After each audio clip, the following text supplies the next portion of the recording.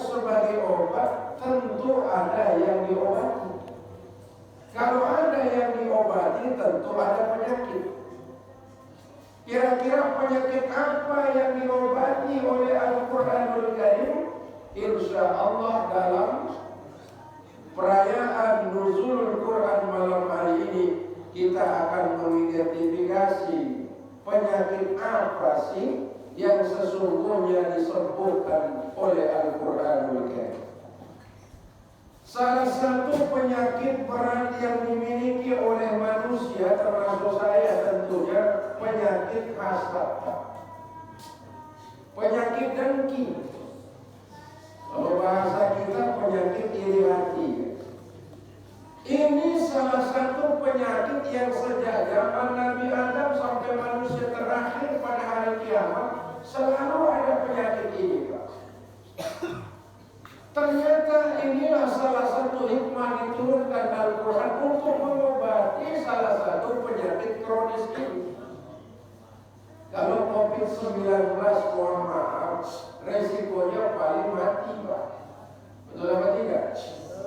Tapi sampai hari ini belum pernah kita dengar COVID-19 membunuh banyak orang. Nyatanya kalau kita tanya dokter, orang-orang yang sedang bertugas di rumah sakit puskesmas, ketika ditanya, tidak ada, mohon maaf, beribu maaf, yang mati karena COVID.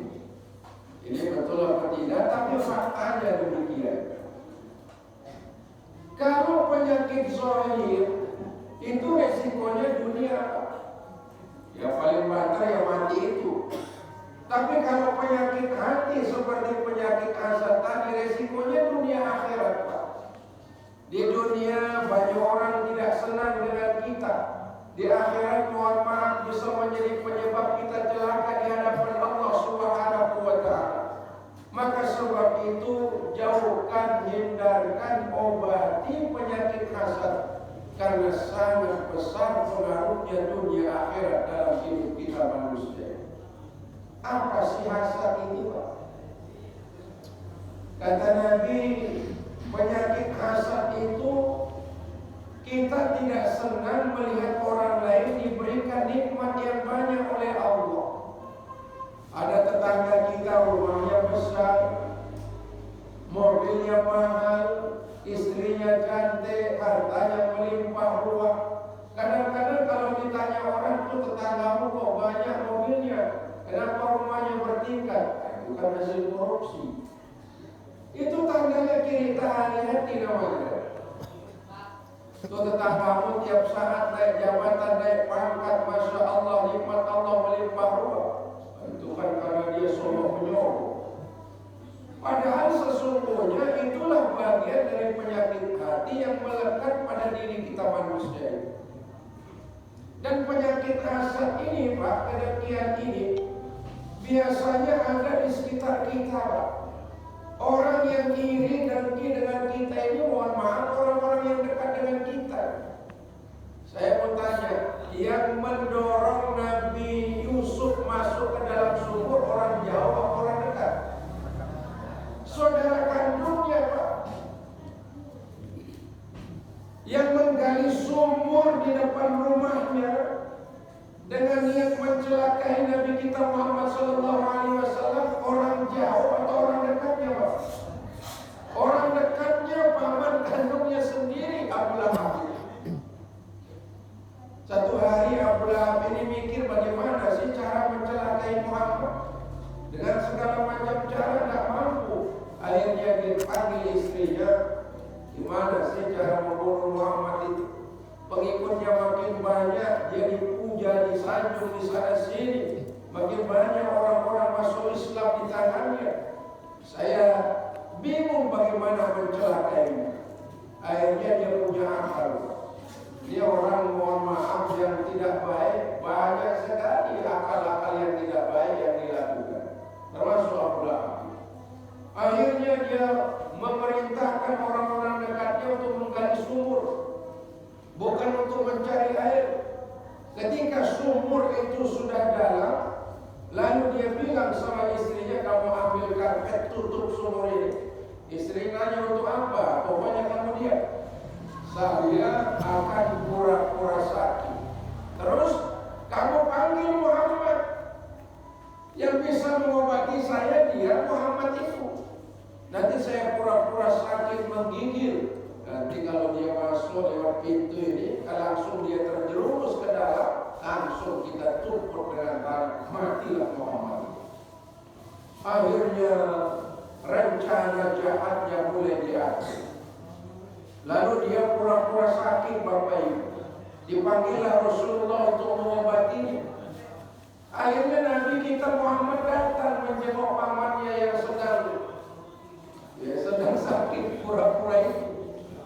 Apa dia bilang? Muhammad, tidak ada yang bisa mengobatiku. Saya sudah pergi ke tabib, minta tolong, minta bantuan ke sana kemari. Hanya kamu yang bisa mengobatiku. Begitu Nabi kita jalan 1 meter di depan pintu, Allah kirim malaikat Jibril mengasih tahu, Muhammad, lihat itu pamanmu pura-pura sakit. Di depan pintu rumahnya itu ada sumur yang sudah digali. Jangan kau masuk. Mendengar bisikan dari malaikat Jibril, Nabi tersenyum bukan marah. Kalau kita marah tersenyum, kita pasti marah kan? Akhirnya Nabi berkata, pamannya kan sudah tua, sudah usur, sudah mau mati. Jangan pura-pura sakit. Paman sehat katanya. Dalam hatinya, kok dia tahu saya pura-pura sakit, siapa yang kasih tahu? Akhirnya Nabi kita pulang, tidak jadi masuk ke rumah itu. Lupa dia, Allah jadikan dia lupa. Dia buang selimutnya, dia kejar Nabi Muhammad. Muhammad, saya ini betul-betul sakit, yang bisa mengobati saya tahu, tapi dilupakan oleh Allah. Maknanya apa? Dijadikan dia lupa oleh Allah. Lari mengejar Rasulullah, dia sendiri terperosok ke dalam lubang yang dihindari. Makanya ada pepatah Arab mengatakan, man afara hufratan waqa'a fiha. Siapa yang menggali lubang, maka dia akan terjerumus ke dalam lubang yang digali. Akhirnya apa? Semua orang kampung datang menolong paman Rasulullah saat itu. Tapi ajaib, tidak ada yang bisa menolongnya. Diambil tali bermeter-meter, talinya nggak sanggup diambil, nggak sanggup dipegang. Padahal sumurnya hanya 5 meter. Akhirnya kembali dia bilang, tolong panggilkan itu Nabi Muhammad, saya yakin dia yang bisa menolong saya mengeluarkan dari dalam sumur ini. Begitu baginda Nabi datang, pakai tangannya saja Pak, diangkat Nabi keluar. Apa kata paman? Orang sekampung nolong saya nggak bisa, tali bermeter-meter diulurkan nggak mampu. Kamu dengan tanganmu, kau bisa mengangkat saya. Rupanya saya luar biasa. Sudah ditolong, dibilang Nabi menggunakan sihir. Ibarat kata pepatah, menolong anjing kejepit, kita yang digigit. Begitulah orang yang punya penyakit hasad, Pak. Makanya kata baginda Nabi apa? Ala inna fil jasadil mudghah. Sesungguhnya dalam diri manusia ini ada mudghah. Mudghah itu gumpalan darah. Ala wahiyal qalbu. Sesungguhnya itulah yang namanya hati. Idza saluhat saluhal jasadu kullu wa idza fasadat fasada jasadu kullu.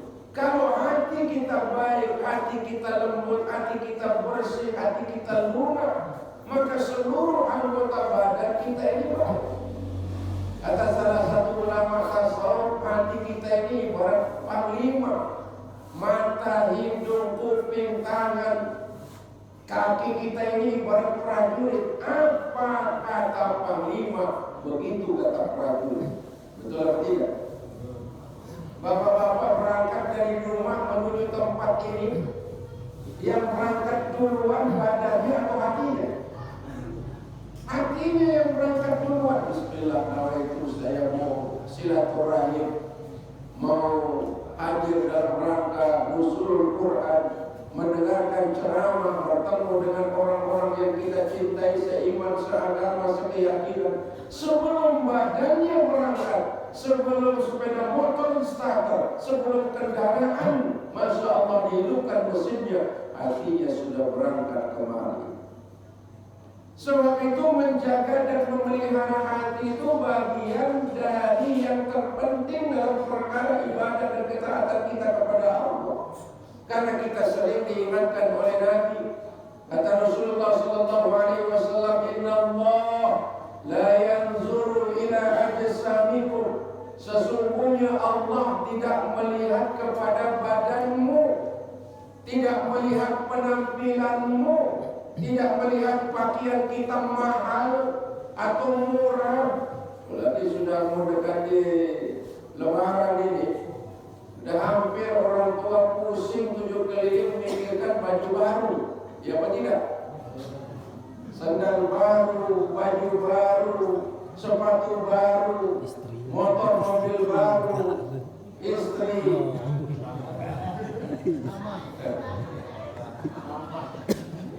Yang mau nikah insya Allah ya, mesti baru lahir kita doakan.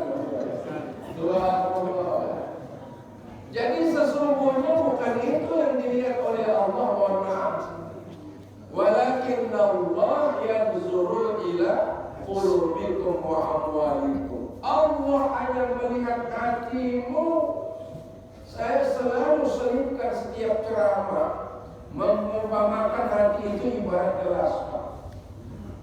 Gelas ini bergantung apanya? Bergantung isinya. Kalau isinya kopi diminum aman. Kalau isinya teh diminum aman. Kalau isinya susu, urusan susu apa dulu? Dulu apa? Susu kare, susu mata. Pokoknya semua jenis susu beliau senang sama. Susu udah ada makan itu. Ada tuan guru ini, maaf sedikit timpang ceramah ini. Tuan guru kita ini istri yang tua meninggal dunia, maaf. Ada hubungannya. 1 tahun kemudian beliau menikah. Subhanallah, ditakdirkan menikah dengan seorang gadis. Saking semangatnya tuan guru melaksanakan kewajibannya nafkah batin itu. Subhanallah, ketika dia mengimami sholat subuh, dan saya mandi besar imam sholat subuh, kenapa bacaannya berbeda sebagaimana lazimnya dia menjadi imam? Kok hilang pasnya setelah menikah? Ya. Tiba-tiba dia pegang mulutnya, ternyata gigi palsunya nyantol di sana.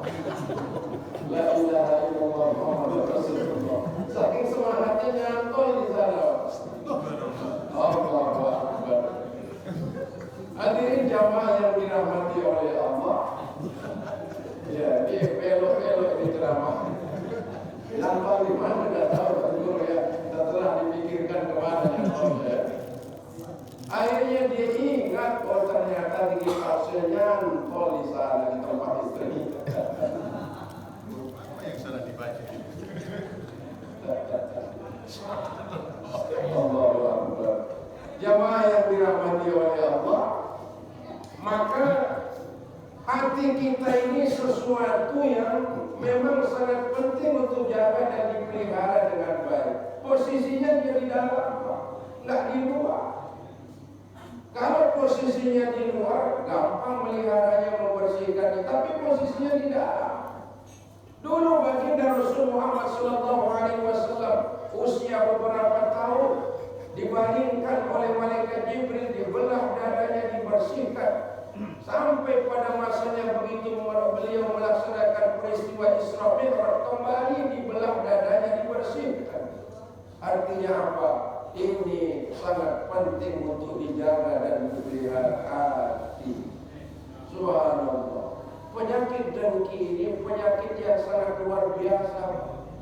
Berapa banyak, mohon maaf, orang putus silaturahimnya, menjadi berantakan, pecah hubungannya, pecah fungsi, pecah persahabatan, pecah kekeluargaan karena penyakit hasad ini. Sampai Rasulullah SAW bersabda, "Iyyakum wal hasada fa innal hasada ya'kulul hasanat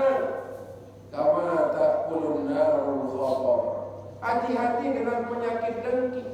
Kalau terlalu banyak penyakit iri hati yang bersemayam dalam dada kita masing-masing, bisa menjadi penyebab seluruh pahala kebaikan kita terhapus, kata Nabi, karena penyakit dengki.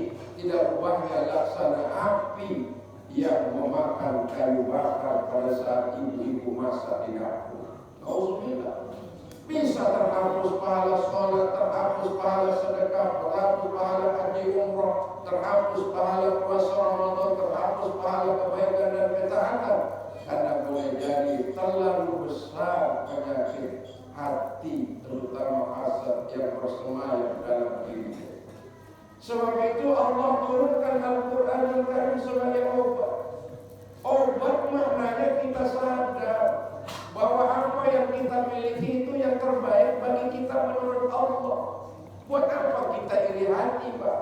Kalau kita iri hati justru menyebabkan kita makin sengsara. Rumah yang besar kelihatan sempit, harta yang banyak akan terasa sedikit. Istri yang cantik, bahenol, kuning langsa seperti bintang Spanyol, kelihatan gemuk, jelek, pesek. Kenapa? Karena kita iri dengan milik orang lain. Maka sesungguhnya orang yang paling bahagia, kata Nabi, siapa yang paling bahagia? Orang yang paling siap menerima apapun takdir yang Allah berikan dalam hidup. Tanamkan keyakinan kepada diri masing-masing, apapun yang kita miliki itu terbaik bagi kita menurut Allah. Jelas apa jelas? Harta yang sedikit, rumah yang sempit, penghasilan yang pas-pasan, kendaraan mungkin belum lunas sudah bertahun-tahun di kredit, tidak apa-apa. Inilah yang terbaik menurut Allah dalam kehidupan kita. Tapi kalau kita melihat orang yang lebih mapan, lebih baik, lebih bagus, lebih banyak, Allahu Akbar, tidak pernah kita mengalami kebahagiaan dan ketenangan dalam hidup kita. Dan itu yang menjadi penyebab renggangnya hubungan keluarga, karib, kerabat maupun orang-orang yang kita cintai dan sayangi. Maka salah satu cara kita untuk mengobati penyakit iri hati ini, pertama, perbanyak membaca Al-Quranul Karim. Subhanallah, membaca Quran itu tidak harus khatam 30 juz, ya syukur khatam 30 juz. Kita di sini tadarus terus sampai jam berapa? Jam 3. Jam 3 siang atau jam 3 subuh? Allahu Akbar ya. Saya keliling ceramah Lombok Timur, Lombok Tengah. Selalu saya nanya untuk sebagai perbandingan. Saya tanya tadi, subhanallah, rata-rata memang hampir jam 3, jam 4 menjelang sahur. Betapa kecintaan masyarakat terhadap Al-Quran ini luar biasa. Karena itu satu-satunya obat yang menyembuhkan penyakit hati. Dan hasad ini Bapak Ibu menyerang siapapun, gak pandang bulu, gak pandang golongan. Tuan guru sama tuan guru berkelahi. Betul. Ini gak perlu disampaikan, tapi itu fakta. Pejabat dengan pejabat, petani dengan petani, buruh dengan buruh, wakil rakyat dengan wakil rakyat, pengusaha dengan pengusaha.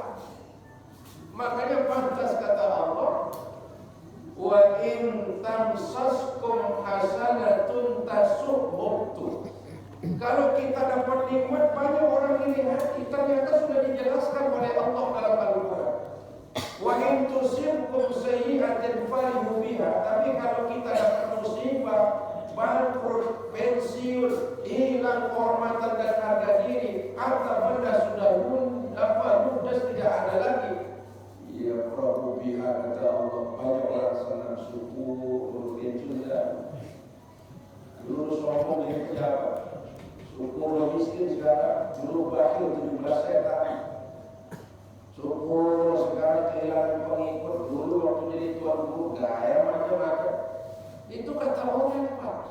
Jadi kalau kita menemukan macam itu sudah dijelaskan oleh Allah dalam Al-Quran. Maka sebab itu perbanyaklah membaca Al-Quran, walaupun tidak bisa hilang, minimal mengurangi dari dampak pengaruh buruk dari yang namanya hasad. Dulu ketika Nabi Yusuf alaihissalam diajak bermain oleh saudara-saudaranya, punya saudara, diajak main-main, lalu yang 11 ini berencana yang tidak baik, didoronglah Nabi Yusuf masuk ke dalam sumur yang sumur itu sudah tidak ada air. Lalu dicari seekor serigala, dibunuh serigala itu, lalu darahnya dicampur dengan pakaian Nabi Yusuf, lalu dibawa pulang. Bagaimana yang dijelaskan oleh Allah dalam Al-Quran? Karena bapaknya saat bapak Nabi Yusuf, Nabi Yakub. Nabi Yakub ini mohon maaf sudah tidak bisa melihat buta. Nangis saudara-saudara yang 11, pura-pura nangis bahwa sang saudara yang sangat dicintai oleh sang bapak, sang Nabi, sudah dimakan oleh Zibbu. Zibbu itu serigala, tapi ketika dicium bau darah manusia dengan bau darah binatang sangat beda. Tetap Nabi sangat mencintai anak-anaknya. Dia menangis tapi dia mendendam. Maknanya mendendam, dia tidak dendam sama anak-anaknya, tapi dia pendam kegelisahan yang luar biasa. Tapi begitu Nabi Yusuf di kemudian waktu ditakdirkan menjadi orang terhormat, menjadi bendahara di salah satu kerajaan terkenal, lalu anak-anak dari Nabi Yakub ini mencari bantuan pertolongan terjadi musim paceklik dan kesusahan. Dia tidak tahu kalau itu Nabi Yusuf, karena beda penampilannya, karena dia sudah gagah, karena dia menjadi orang terhormat. Tapi Nabi Yusuf tahu itu saudara-saudaranya yang kumuh, yang jelek hatinya, sudah badannya jelek, hatinya jelek, penampilannya jelek. Apakah dia dendam? Tidak. Lalu semuanya, salah satu adiknya namanya Benyamin ditahan. Ini aku tahan karena dia sedang mencuri. Padahal dia tidak mencuri. Ada makanan, ada sesuatu yang ditaruh di tempatnya Benyamin agar dituduh dia mencuri, tapi sebenarnya itu cara Nabi Yusuf untuk menahan Benyamin. Untuk apa ditahan? Supaya saudara yang lain pulang mengabari bapaknya, ternyata Yusuf sesungguhnya masih hidup. Apakah dia dendam? Tidak. Apakah dia membalas kekurang ajaran saudaranya? Tidak. Makanya salah satu tanda orang takwa, tujuan puasa ini kan la'allakum tattaqun, agar kita menjadi orang takwa. Orang takwa itu mohon maaf bukan takwa istri tua. Siapa sih orang yang takwa menurut Allah? Subhanallah, dalam Al-Quran dijelaskan wal 'afina 'anil nas wallahu yuhibbul muhsinin. Tanda orang yang takwa itu bukan sampai hitam jidatnya rukuk dan sujud kepada Allah. Tanda orang takwa itu bukan saban saat flat meludah karena dia berpuasa, bukan itu tanda orang takwa. Tanda orang takwa itu bukan tasbihnya seperti gulungan kabel. Saya pernah ketemu tuan guru di Kota Mataram, gulungan tasbihnya seperti kabel, Pak. Allahu Akbar. Saya diundang ceramah. Dari saya datang jam 10 pagi. Saya lihat lama tahlil Allah, orang 3 kali. Karena sudah sambil merem, kapan selesainya gulungan tasbih di dalam hati saya. Begitu saya lihat jam 11, 1 jam sudah. Jam berapa mulai? Begitu saya lihat jam lagi setengah 12, di bahaya kapan ceramahnya. Saya berjalan nomor. Akhirnya saya balik. Akhirnya tuan guru buka matanya, ngelihat saya berhenti beliau. Rupanya kurang ajar juga saya lihat. Mengganggu orang usul tahlil. Allahu Akbar. Tapi mana sih ceramahnya? Iya. Bapak Ibu jamaah yang dirahmati oleh Allah, apa tanda orang takwa? Kata Allah, wal 'afina 'anil nas, pemaaf, bukan pendendam. Saya selalu katakan dalam ceramah, kita perlu Islam yang ramah, bukan Islam yang marah-marah. Kita perlu Islam yang merangkul, bukan Islam yang memukul. Kita perlu Islam yang mengajak, bukan Islam yang mengejek. Hari ini ketika mohon maaf kita beda guru, beda pemahaman, kita musuhin saudara kita. Padahal perbedaan itu sunnatullah.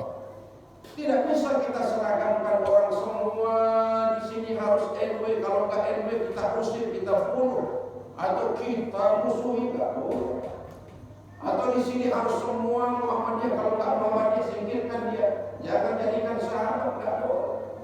Walau syaa rabbuka la ja'ala an-nasa ummatan wahidah. Kalau Allah mau semua manusia ini beriman, gampang bagi Allah. Kenapa? Wa huwa ala kulli syai'in qadir. Dia Maha Kuasa atas segala sesuatu. Termasuk juga memaksa orang untuk ibadah, itu nggak boleh. Ini orang nggak mau sholat, dia bakar rumahnya. Ini orang tidak mau sholat tarawih ya, nanti jangan dikasih dia raskin ya. Nggak boleh mau begitu, Pak. Tugas kita mengajak mereka, mendidik mereka.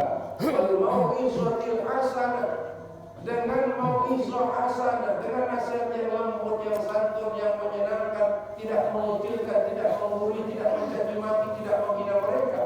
Wajadilhum billati hiya ahsan. Kalaupun kita berdebat dengan cara-cara yang makruh, dengan cara-cara yang terbaik. Hari ini kan orang berdebat saling menjatuhkan, Pak. Hari ini orang berdebat kan saling membenci dan saling menghina satu sama lain. Islam mohon maaf tidak pernah mengajarkan cara-cara kasar macam itu. Makanya kalau pemaaf kita lebih besar daripada dendam kita, itulah takwa. Bagaimana kita mengukurnya? Karena pintu maaf itulah yang akan membuang kebencian, kedengkian, apalagi membuang yang nama kezaliman, perbuatan aniaya. Saya lihat masyarakat kita di sini, masya Allah, walaupun hitam wajahnya, miskin secara ekonomi, masjidnya layak mutu walayah yang tidak bermutu karena nggak ada biaya. Tapi saya lihat hatinya baik-baik. Tadi Tuan Guru di rumahnya macam jenis makanan disediakan. Mulai dari ada teh, ada kopi, ada susu juga kan. Tapi susu yang bisa diminum, Pak, bukan yang disedot. Ada lagi cola, ada lagi Masya Allah roti. Dikasih makan banyak sama Tuan Guru. Tadi sate saya habiskan satu piring. Kenyang, akhirnya tidur. Lupa saya sholat isya dan sholat tarawih tadi. Mohon maaf, tapi sholat tarawih ini dari orang. Allahu Akbar. Hati yang baik menyebabkan kelapangan dan ketenangan. Justru orang-orang yang mohon maaf yang di top sana, leader top, tingkat tertinggi, itu yang hatinya membusuk, Pak. Tahu rakyat sedang susah, banyak masalah, ekonomi sedang seperti ini, mereka anteng-anteng saja, di demo berkali-kali, tetap saja tidak ada rasa apa. Tidak ada political will, dia tidak punya hati, tidak punya rasa, tidak punya perasaan. Ada yang komen itu ketua umum partai perempuan sudah bau. Apa dia bilang? Ya ini ibu-ibu antri beli pakaian, sementara hanya sekedar minyak goreng dia marah-marah, dia bilang gitu. Ada nggak perempuan itu? Ya sudahlah, tapi kita umat Islam, marah kita kecil, maaf kita lebih besar dalam hidup kita. Rasulullah SAW manusia yang tidak pernah berdendam. Ketika 10.000 pasukan dibawa oleh Nabi menaklukkan kota Mekah, 10.000 Pak. 10.000 uang itu kecil, kalau 10.000 manusia kan banyak. 10.000 pasukan lengkap dengan persenjataannya.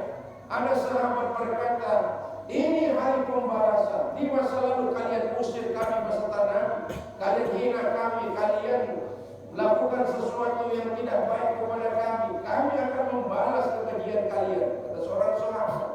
Langsung Nabi memegang tangan sahabat itulah. Tidak, ini bukan hari pembalasan, ini hari kasih sayang.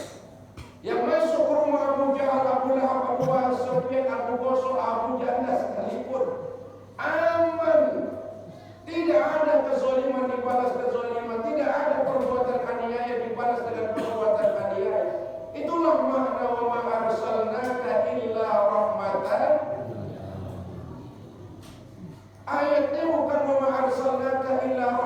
lil mu'minin wa ma arsalnaka illa rahmatan lil muslimin, lil Arab, lil Indonesia, lil alamin, kata Allah. Alam jin, alam malaikat, langit bumi, surga neraka, makhluk Allah yang di dalam bumi sekalipun, subhanallah, harus menjadi rahmat. Jangan dibunuh, jangan dibunuh. Kalau memakan ikan, pancing saja. Kalau dibunuh, berarti tidak rahmatan lil alamin. Subhanallah. Kalau bapak-bapak ingin makan ikan di sungai, jangan diputas. Kalau diputas berarti tidak rahmatan lil alamin. Subhanallah. Cukup saja di seluruh Islam ini mengajarkan dari hal yang besar sampai hal yang kecil. Sangat komplit, sangat indah, sangat luar biasa. Sebab itu mari dalam rangka memperingati nuzulul Quran, mari kita menjadi pemaaf bukan pendendam. Bagus? Sanggup? Mampu? Jangan nunggu Ramadan, jangan nunggu Idul Fitri, mohon maaf ya. Makanya kata Nabi, laisal idu liman labisal jadid. Idul Fitri itu bukan orang yang baru bajunya, baru sandalnya, baru jaketnya, baru rumahnya, baru kendaraannya, bukan. Tapi orang yang beridul fitri, kata Rasulullah, liman ta'atuhu tajid, siapa yang bertambah taatnya kepada Allah. Tambah taatnya maknanya menjadi pemaaf. Maafnya lebih besar daripada marahnya. Maafnya lebih kuat daripada dendamnya. Apa kata pepatah orang Arab? Dalam salah satu pepatah orang Arab mengatakan waqad yurja li jarhi sayfun walahu lima kharaja lisan. Kalau kita luka lantaran pisau silet pedang, insya Allah masih kan ada harapan untuk sembuh. Tapi kalau kita luka lantaran ucapan Anda kemana obat untuk dicari. Sebab itu jadilah orang yang pemaaf, karena maaf itu bagian dari takwa dalam pandangan Allah Subhanahu wa ta'ala. Semoga nuzul Quran yang sedang kita peringati malam hari ini bisa mengobati hati kita yang dihinggapi dengan penyakit hasad. Yang kedua, bisa menampakkan ketakwaan dalam pandangan Allah. Kalau kita lebih pemaaf, berarti kita sudah sukses dalam melaksanakan ibadah Ramadan. Yang ketiga, yang terakhir, salah satu tanda orang yang takwa itu kata Allah apa? Yunfikuna fisarra wa dharra, mau menampakkan hartanya di jalan Allah, banyak sedekah. Ini coba masjid kita sederhana, tapi masya Allah ibu-ibu sudah bawain kita jajan, habis ceramah nanti ada makan lagi ya.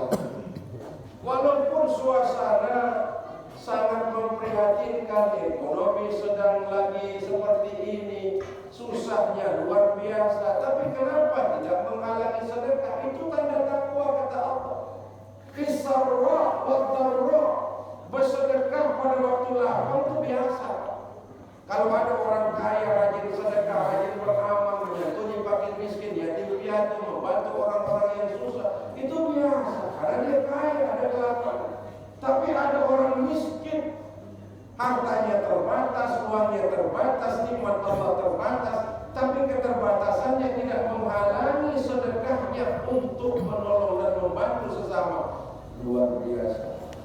Orang kaya rajin sedekah, Allah cinta pahalanya besar. Orang miskin yang mau sedekah, Allah cinta dan pahalanya sangat besar di sisi Allah Subhanahu wa ta'ala. Karena apa? Sedekah itu tutfi'u bi'tatassu, kata Nabi, bisa menyebabkan orang terhindar dari mati secara su'ul khatimah.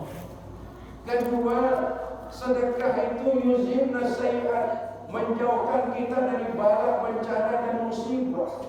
Jadi tolak bala itu dengan cara apa? Tolak bala itu dengan cara apa? Perbanyak sedekah. Covid-19 hilang, bencana alam hilang, musibah-musibah hilang, dijauhkan, diangkat oleh Allah karena kita perbanyak sedekah. Bisa kita berikan kepada orang tua, bisa kepada kita berikan kepada jiran tetangga di mana kita tinggal, itu hikmah sedekah. Yang ketiga hikmah sedekah dalam Al-Quran, innal hasanat yuzhibna sayyi'at. Semua kebaikanmu, salah satu kebaikan itu sedekah. Yuzhibna sayyi'at, menjadi alasan Allah ampuni dosa kita. Alhamdulillah. Dalam Al-Quran dijelaskan, man ja'a bil hasanati falahu asyru amsalihha. Siapa yang bersedekah, melakukan kebaikan satu kali saja atau satu kebaikan, Allah ganti menjadi 10 kali lipat. Kalau sedekah 1000, 10 kali lipat diganti 10.000. Kalau sedekah 10.000 diganti 10 kali oleh Allah, jadi berapa? 100.000. Kalau sedekah 100.000 diganti menjadi 10 kali lipat, jadi berapa? 1 juta. Allah yang ngomong, bukan kata saya. Betapa dahsyatnya sedekah dalam pandangan Allah Subhanahu wa Ta'ala. Bahkan baginda Rasul Muhammad SAW dalam hadis yang menjelaskan, siapa yang ingin bertambah hartanya, ingin menjadi kaya, lapang dunianya, perbanyak sedekah. Yasdaq, yasdaq, yasdaq. 3 kali Nabi mengucapkan 3 kalimat ini. Yasdaq artinya bertambah, yasdaq artinya bertambah, yasdaq artinya bertambah. Apa yang bertambah? Harta. Tidak ada dalil dalam Al-Quran maupun hadis Nabi orang yang gemar sedekah jatuh miskin, jatuh bangkrut. Tapi bertambah. Karena apa? Itu janji Allah, itu janji baginda Rasulullah Sallallahu Alaihi Wasallam. Di tengah-tengah keadaan kita yang seperti ini, Masya Allah, ternyata saya keliling isi pengajian di masjid, di musola, di kampung ke kampung, di desa ke desa. Saya lihat masyarakat Sasak ini sangat sangat patuh kepada ajaran agama. Ditimpa dengan musibah, lapar, tetap dia sedekah. Didatangkan ujian oleh Allah, bencana alam dalam bentuk gempa bumi, tetap dia rajin sedekah. Dikirim lagi COVID-19 menggetarkan seluruh bawah langit ini, tetap dia bersedekah. Malam hari ini buktinya, Masya Allah, di depan kita ada pisang, ada roti, ada teh, ada kopi, ada susu. Masya Allah, susu terus yang disebutin. Nanti sebentar lagi kita makan, di tulang itu ada opor, ada ayam panggang, ada sate, ada macam-macam. Padahal ibu-ibu sedang susah, tapi luar biasa. Jadi sesungguhnya saya tidak menyanjung, tidak memuji Allah, yang memuji Allah yang menyanjung. Dalam Al-Quran, apa kata Allah? Memuji hamba-hambanya yang mampu menegakkan kebaikan dalam hidupnya. Apa kata Allah? Ya kan? Salamun qawlan mir rabbir rahim. Selamatlah engkau wahai para hambaku yang ketika di dunia diuji dengan kesulitan, kesusahan, kepayahan, tetap dia melakukan kebaikan dan ketaatan. Malam hari ini sudah berapa kebaikan yang kita lakukan? Salat maghrib berjamaah, lalu salat isya berjamaah, tarawih berjamaah, zikir tahlil berjamaah. Habis itu kita mendengarkan ceramah berjamaah. Ada yang sedekah rokok. Saya di satu masjid di Lombok Timur, dibagi papan, namanya masjidnya besar, ramai seperti ini, hadir jamaah. Saya lihat merokoknya bawa tas kresek, Pak Tunggu. Ternyata apa isinya rokok? Semua tamu undangan dibagikan rokok. Sama semua, bukan satu batang, mohon maaf. Ternyata kesusahan duniawi tidak menghalangi ibadah sedekah. Itulah Allah. Kalau Allah sudah berkehendak, orang yang mungkin terbatas dunianya tapi lapang hatinya, orang yang miskin terbatas dunianya tapi tidak terbatas amal dan ibadah. Semoga nuzul Quran malam hari yang kita peringati ini mendatangkan keberkahan, berkah umur, berkah rezeki, berkah hidup, berkah amal, dan mudah-mudahan kita senantiasa disehatkan jasmani rohani oleh Allah, dipanjangkan umur, dan kebaikan yang Bapak Ibu lakukan malam hari ini maupun pada malam-malam yang lain, Allah saja yang bisa menggantinya dengan yang lebih baik. Terima kasih atas undangannya. Mudah-mudahan ini bagian dari silaturahim kita untuk mendapatkan rahmat Allah Subhanahu wa taala. Terima kasih, mohon maaf lahir batin. Wabillahi hidayah wa taufiq. Wassalamualaikum warahmatullahi wabarakatuh.